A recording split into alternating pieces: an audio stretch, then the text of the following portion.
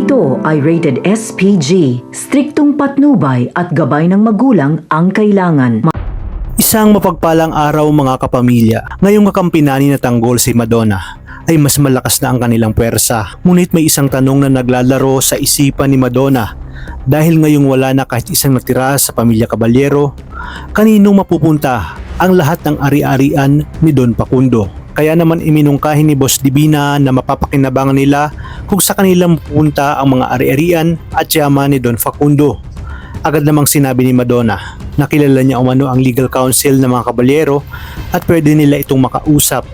Ngunit may duda umano siya na baka mapunta sa napangasawa ni Catherine ang mga ito dahil matatandaan niyang nagbigay na ng parte si Doña Bettina kay Jesus Montenegro na siya namang ipinagtaka ni Tanggol dahil kapangalan niya pa ang anak ni Ramon Montenegro. Di na nga nagtagal ay kinausap na ni Madonna si Attorney Falcon upang alamin kung kanino talaga mapupunta ang yaman ni Don Facundo.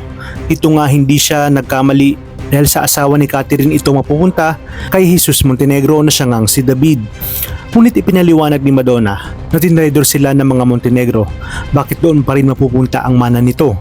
Kaya naman sa pagbalik ni Madonna ay sinabi niya kay Tanggol na hindi dapat mapunta sa asawa ni Catherine ang yaman ni Don Facundo. Dagdag pa nga niya na mas naging tapat siya kay Senyor kesa nga dito kay David. Nagpresenta naman si Divina na paiimbestigan niya itong Jesus Montenegro. Ngunit iginit ni Tanggol na malaki rin umano ang atraso sa kanya ng mga Montenegro, lalong-lalo na itong si Ramon. Kaya naman tutulong siya sa kung ano ang plano ni Boss Divina. Dito nga daw ay magpapanggap silang buyer ng droga at sa kanila ito oonsihin. Ipinakita na rin ni Madonna ang itsura ni Jesus Montenegro at laking gulat nga ni Tanggol nang makita niyang si David ito na kanyang kapatid. Hindi agad siya naniniwala na ito si David dahil baka namamalikmata lang siya.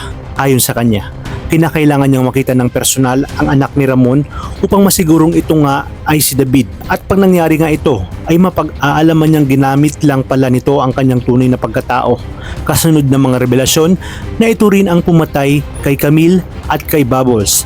Sa pagkakataong ito, sasantuhin niya pa kaya ang nagbabait-baitan ngunit mas masahol pa sa demonyo na si David